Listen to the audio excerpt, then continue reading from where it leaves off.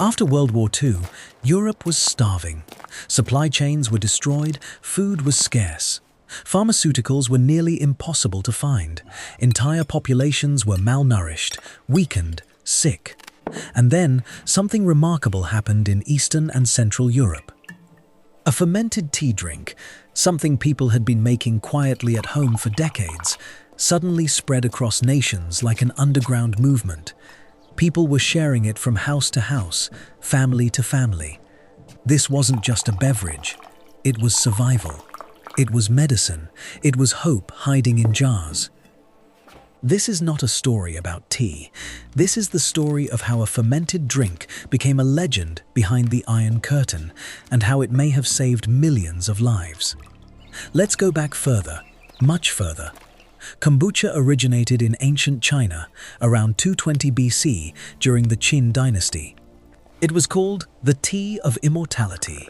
A fermented beverage made by fermenting tea with a living culture of bacteria and yeast, called a SCOBY, symbiotic culture of bacteria and yeast. The drink traveled east through Asia. It reached Japan, then Russia. By the late 1800s, kombucha had arrived in Eastern Europe, carried along trade routes that connected the Far East to the West. In Russia, it was known as Chini grib, literally tea mushroom, because of the jellyfish-like appearance of the SCOBY. People loved the name.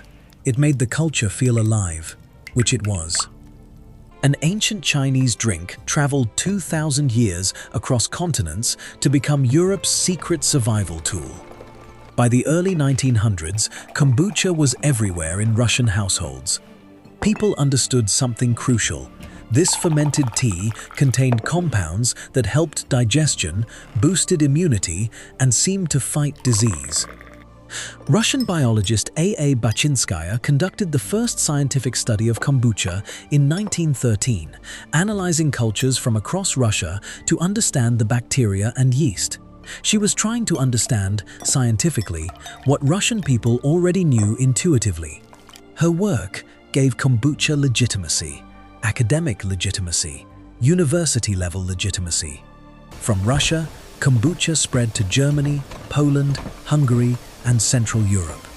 By the 1920s and 1930s, it was a household staple, passed from family to family, culture to culture, shared like sourdough starters.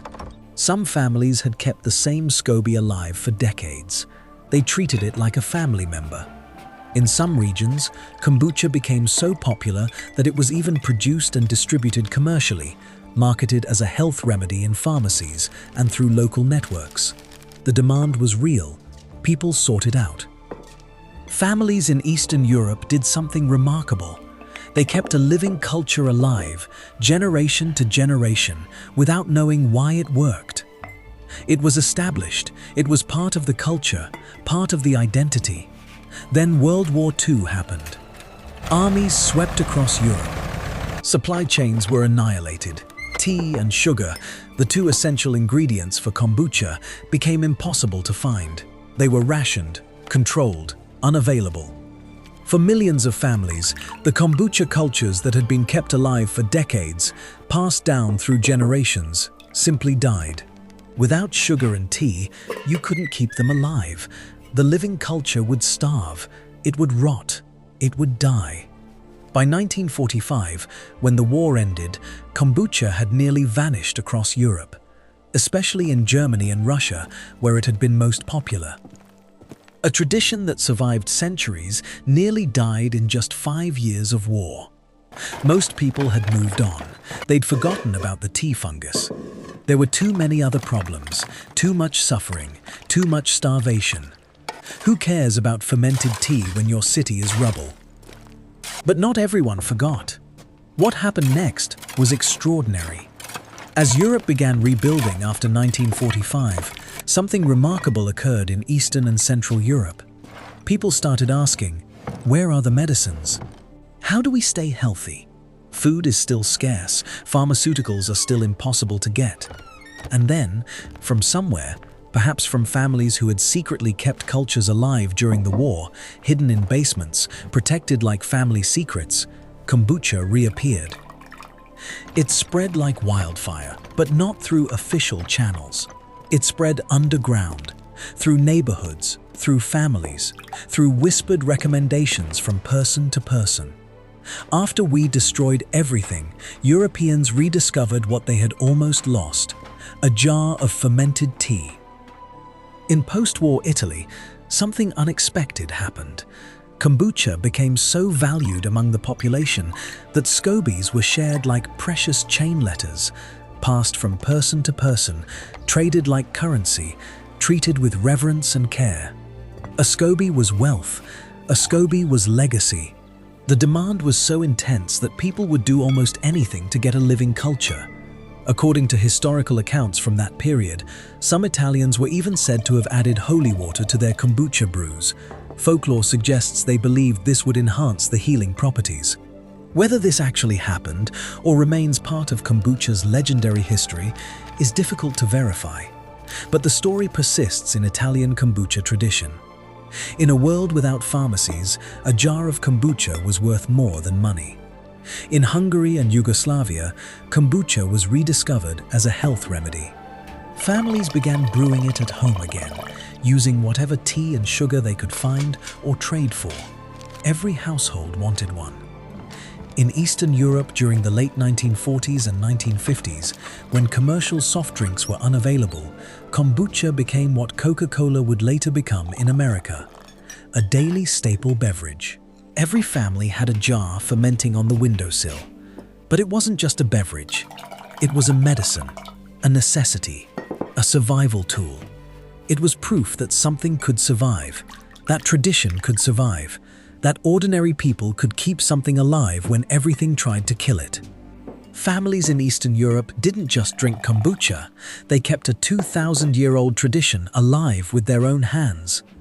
Dr. Rudolf Sklenar, a German physician who had studied in Prague, had discovered kombucha in a monastery school in Austria. During World War II, as a military doctor, he witnessed Russian peasants using kombucha to heal injuries and treat various ailments. He was fascinated by this. Russian peasants, with limited access to modern medicine, were using fermented tea as a health tool. He saw what they believed it could do. He saved a kombucha culture during the war, kept it alive through 5 years of chaos, and when the war ended, he brought it back to his medical practice in Germany. He risked everything to preserve this culture. One doctor saved a jar of fermented tea. It would change everything. What happened next in the Soviet Union was remarkable. During the Cold War, Soviet researchers understood something strategic. The Western world had antibiotics, pharmaceuticals, advanced medicine. The Soviet Union had to innovate differently. They had to find advantages where they could. They had to prove that socialism could create better health outcomes than capitalism. They looked at what they had, what they could study, what their people had been using for generations. Kombucha. Soviet scientists began studying kombucha with genuine scientific interest. They documented its composition. They analyzed the bacteria and yeast strains. They ran experiments to understand what made fermentation work. They measured pH levels, fermentation times, and chemical properties. They isolated specific microorganisms. They were applying rigorous scientific methodology to what their grandmothers had always known. The research was significant, even if some details remain unclear or behind the scenes. Soviet researchers published some findings in scientific journals, while other research remained compartmentalized within Soviet institutes.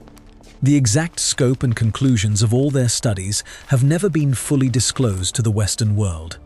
What was clear was this: they were taking kombucha seriously as a subject worthy of scientific investigation. While the West built weapons, Russia studied fermented tea in laboratories. What these researchers documented was significant. Kombucha contained organic acids, beneficial bacteria strains like Acetobacter and Lactobacillus, and other compounds that had measurable biological effects.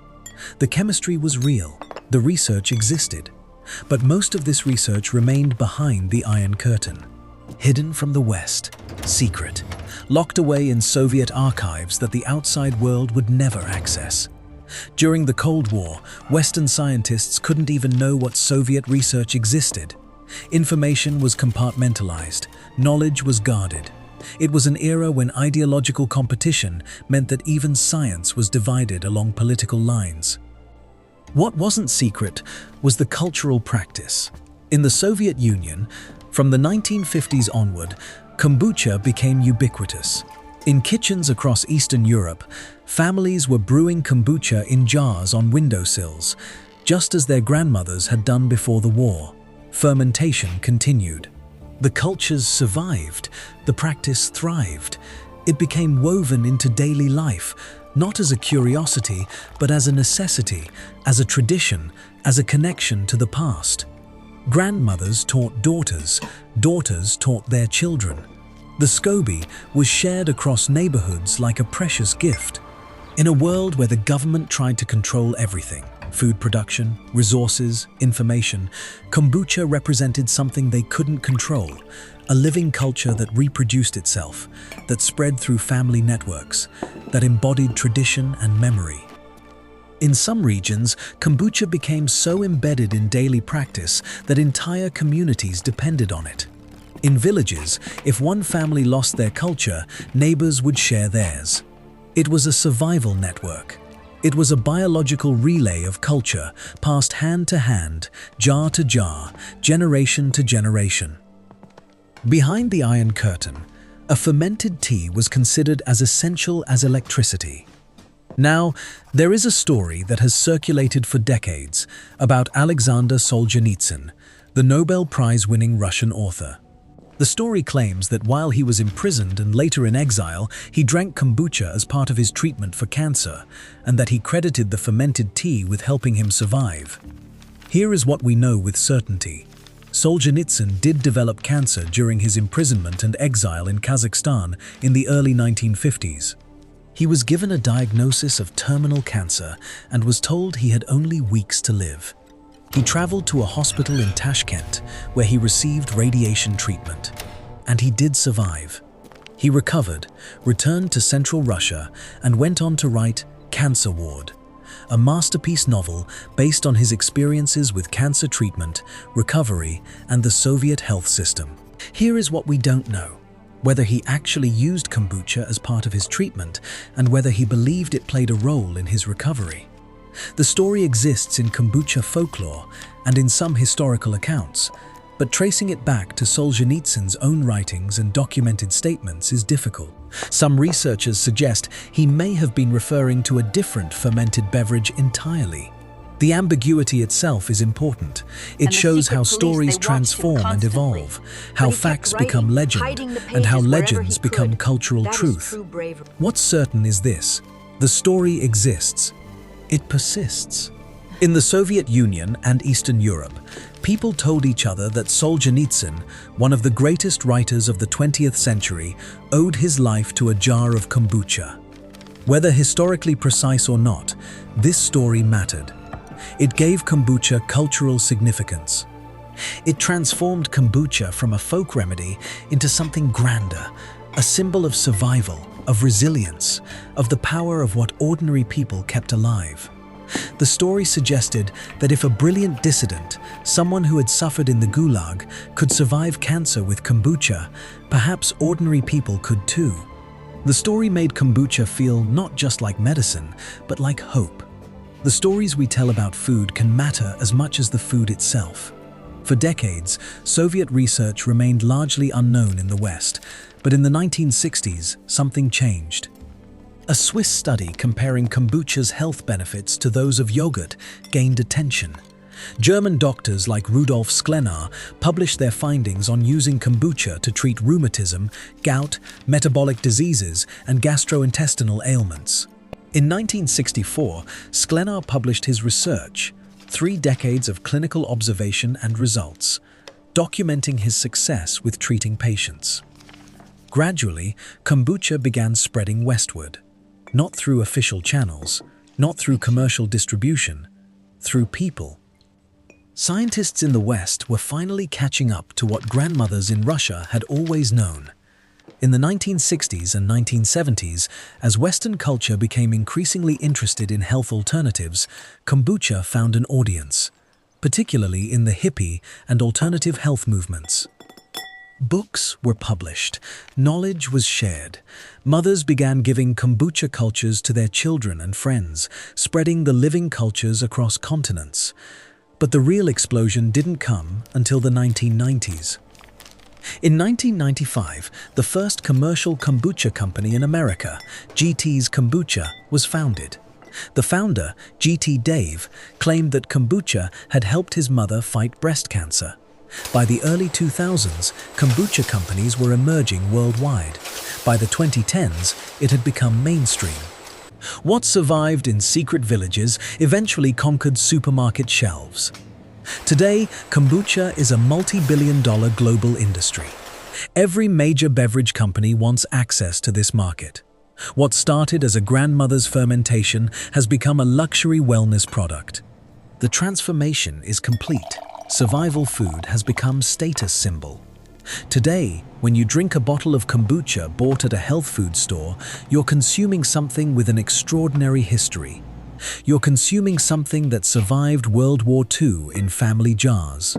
You're consuming a tradition that sustained Eastern Europeans through the Cold War. You're consuming molecules that Soviet researchers studied in secret. You're consuming proof that sometimes survival technology comes not from laboratories, but from kitchens. Your kombucha bottle contains the Cold War, fermented and alive. What makes this story remarkable isn't just that kombucha worked, it's that people kept it alive when everything else was falling apart. When supply chains collapsed and cities were reduced to rubble, when food was rationed and hope was scarce, families didn't abandon their kombucha cultures. They protected them like treasure. They shared them like sacred gifts. They passed them on to the next generation with the weight of survival attached. Protecting a SCOBY meant protecting the future. It meant believing that there would be a tomorrow. When pharmaceuticals were unavailable and hospitals couldn't function, people reached for what they could make at home. When governments controlled resources and tried to regulate every aspect of life, families found something they could control: fermentation. They could make kombucha in secret. They could keep the cultures alive. They could share them. It was the one thing the authorities couldn't fully regulate or control. When the Soviet government needed health solutions and couldn't rely on Western imports, they studied what their people had kept alive. The system that tried to control everything was forced to learn from kitchen traditions. Bureaucrats had to take kombucha seriously because the people believed in it, because it worked, because it was everywhere. After the war destroyed everything, Europeans didn't build new medicines. They revived old ones. The SCOBY, that living culture floating in tea, carries an unbroken lineage stretching back over 2,000 years. The bacteria and yeast that live in it today are descended from the original cultures that fermented in ancient China. The tradition is continuous. The practice is unbroken. Some of the SCOBYs being used today might have living cells descended from cultures that were alive during the Song dynasty, the Mongol invasions, the Renaissance, the Industrial Revolution. When you keep a kombucha culture alive, you're not just maintaining a beverage. You're keeping alive a living connection to ancient China, medieval Russia, wartime Europe, and Cold War secrets. You're part of a chain of people stretching back centuries, all keeping the same cultures alive. You're holding in your hands something that survived empires, wars, revolutions, and industrial transformation. You're participating in a tradition of survival that predates your country, predates your family, predates your birth. Your jar contains 2,000 years of history, and it's still alive. The science has now caught up to the tradition. Researchers have documented the compounds in kombucha: gluconic acid, acetic acid, beneficial bacteria strains like Acetobacter and Lactobacillus. Studies have shown effects consistent with what people claimed for centuries. The probiotics are real. The organic acids are real. The metabolic effects are real. Kombucha isn't a miracle cure that solves all problems, but it's also not a placebo or superstition. It's a fermented beverage containing actual compounds that actually affect your body and your health. It's chemistry, it's biology, it's real, measured, documentable. The difference between kombucha and modern pharmaceuticals isn't that it's magical. The difference is that it's alive. It ferments. It changes. Every batch is slightly different because microorganisms are alive and responding to their environment, to temperature, to humidity, to the specific moment in time when they're fermenting. It's not standardized, it's individual, it's alive. Modern medicine is precise. Kombucha is alive. Perhaps both matter. When you drink kombucha, you're not just drinking tea. You're drinking the story of what humans do when everything is taken from them. They survive. They adapt. They remember what worked before. They pass it on. You're drinking the story of families in Eastern Europe who kept cultures alive through occupation and war and poverty and scarcity.